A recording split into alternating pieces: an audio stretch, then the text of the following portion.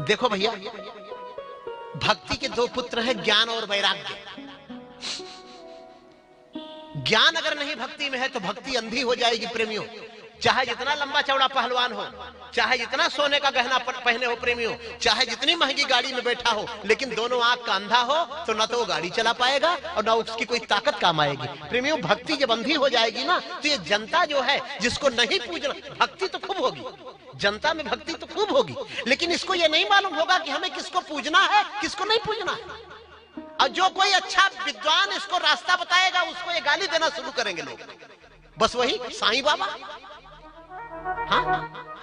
अरे बड़े शर्म की बात है हिंदुओं, आप वशिष्ठ को नहीं जानते, आप गरगंगिरा, विश्वामित्र, गौतम, कणाद, पिप्पलाद को नहीं जानते, क्योंकि फिल्मी दुनिया वाले इन बेशर्म लोगों ने इनके बारे में बताया ही नहीं। और आपके तो भगवान ये बॉलीवुड वाले हैं, ये जिनको भगवान बना के नचा दें उनको आप भगवान मानने लगेंगे, क्योंकि मंच पर बोलने वालों की आप सुनते नहीं हो, सुनाने वाले कोई रह नहीं गए। और जो सुनाने वाले हैं उनका आप लोग सम्मान नहीं करते, जो उपदेश देने वाले हैं उनकी बात आप लोग मानते नहीं। आप लोग किसको मंच पर बिठाना चाहते हैं? 13 साल की लड़की। आप लोग किससे कथा सुनना चाहते हैं? 14 साल के लड़के से। कैसे सुनाएगा वो? यदि 10 गाना गाकर ही भागवत पूरी हो जाएगी प्रेमियों तो संस्कृत विद्यालय बंद हो जाएंगे, गुरुओं का महत्व समाप्त हो जाएगा। जो उपदेश देने योग्य लोग हैं उनका सम्मान करना फिर से सीखिए, नहीं तो सब कुछ आपका नष्ट होने वाला है। मैं आगे के बारे में, भविष्य के बारे में कह रहा हूं, ये मैं कोई कुंडली नहीं देख रहा हूं, लेकिन जो मुझे दिखाई दे रहा है आगे बड़ा भयंकर समय आने वाला है।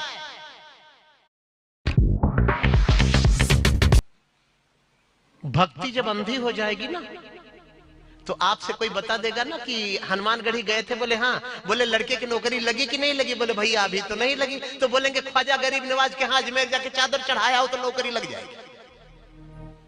आप चादर लेके वहां चल देंगे? अंधे हैं तभी तो चल देंगे। आपको निर्णय करने की क्षमता नहीं है, आपके भीतर सोचने की क्षमता नहीं है, तभी तो चल देंगे। प्रेमियों, वैराग्य के बिना भक्ति बंध्या है, अज्ञान के बिना भक्ति अंधी है। दोनों का होना बहुत आवश्यक है। नारद जी महाराज से भक्ति माता ने कहा, बाबा कृपा करो, कुछ करो बाबा।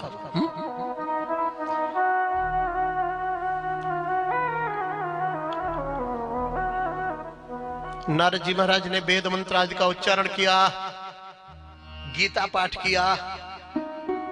वो भक्ति माता के दोनों बेटे ज्ञान वैराग्य उठ के बैठे तो ताकत लगा के उठे, बैठ गए, लेकिन कब तक बैठे रहते? वो धम्म से फिर गिर गए। भक्ति माता फिर रोने लगी। नारद जी महाराज बोले, माता चिंता मत करो, ये समय का प्रभाव है, ये युग का प्रभाव है। आजकल जितने धर्म कर्म है महाराज सब दिखावा।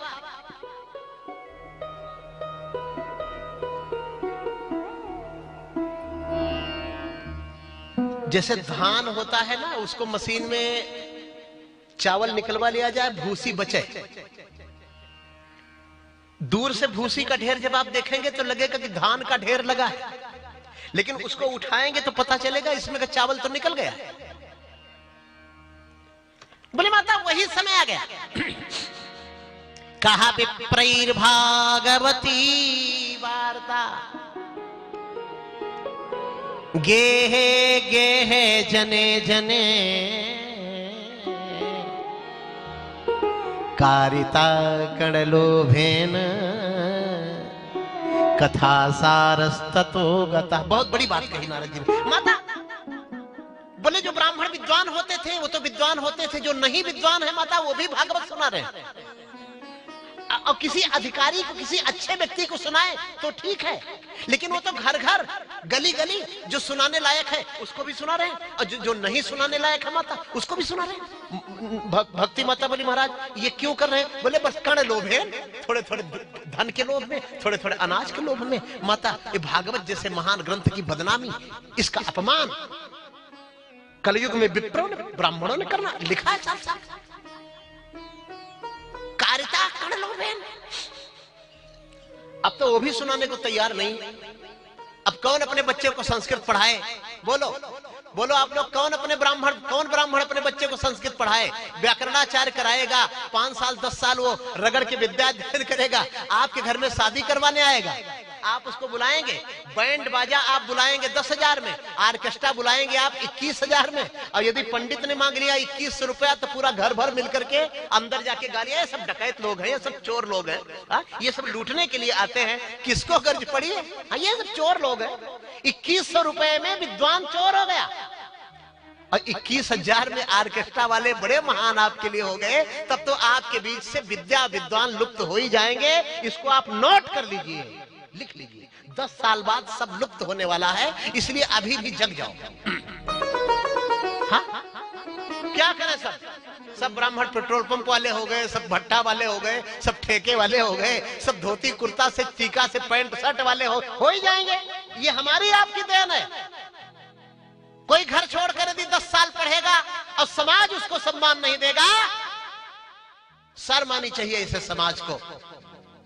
जो अपने धर्म के विद्वानों को गाली देता है उनको चोर कहता है। नारद जी महाराज ने कहा, माता ये तो थोड़े थोड़े धन के लोभ से ये सब कथा सुनाने लगे, चलो ब्राह्मण धन के लोभ से थोड़ा कथा सुनाए। तो एक दिन मैं देखा, कोई वीडियो क्लिप मेरे पास भेजा, उसमें लिखा था श्रीमद् भागवत महापुराण कथा, पीछे बैनर में ध्यान दीजिएगा जरा, मैं बहुत दर्द वाली बात बताने जा रहा हूँ। श्रीमद् भागवत महापुराण कथा, कथावाचक हेमराज सिंह यादव गलत नहीं है, आप भागवत सुनाओ, यादव सुनाओ, चाहे कुर्मी सुनाओ, मौर्य, स्वागत है, आइए आप पढ़िए। जन्माद्य से तेने ब्रह्महृदय आदि कवये मोहयन्त्यस्य, यदि आप उच्चारण कर रहे हैं, यदि उसकी व्याख्या कर रहे हैं, स्वागत है, आप सुनाइए, कर पाएंगे। आप क्यों भागवत का नाम लेकर के बदनाम कर रहे हैं हमारे धर्म को? वो हेमराज सिंह यादव क्या गा रहे हैं पता है? ढोलक मां जड़े सितार बलम कहूं छल्ला मिलावट।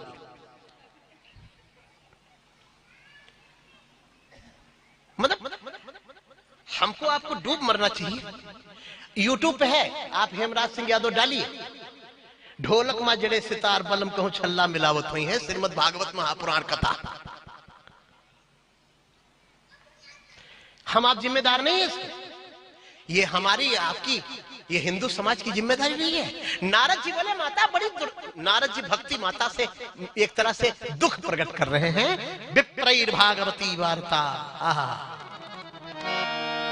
विप्रैर भागवती वार्ता, गेहे गेहे जने जने कारिता